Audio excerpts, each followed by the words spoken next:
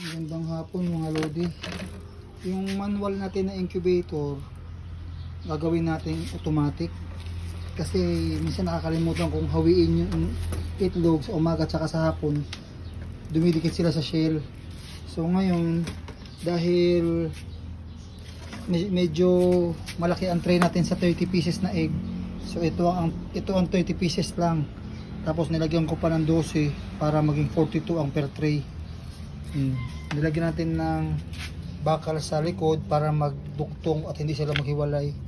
So ito ang finished product natin. Nilagyan natin ng ayan para hindi sila maghiwalay.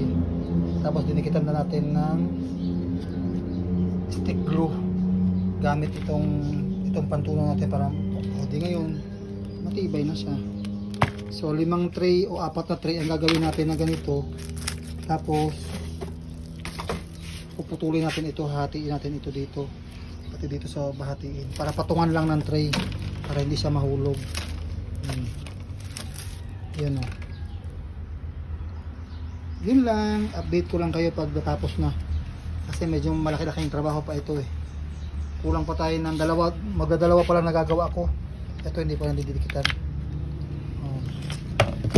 Matibay na siya pero kailangan 3 para mas matibay. Didikit natin ng stick glue. Kulang ako dito. I-priority natin yung duktong. Kaya mas pabor dito ang bakal kaysa doon. Kasi buo na yun Yun, mamaya, pagkatas natin papakain ng baboy, didikitan natin ito. Tapos isa na naman. Yun lang.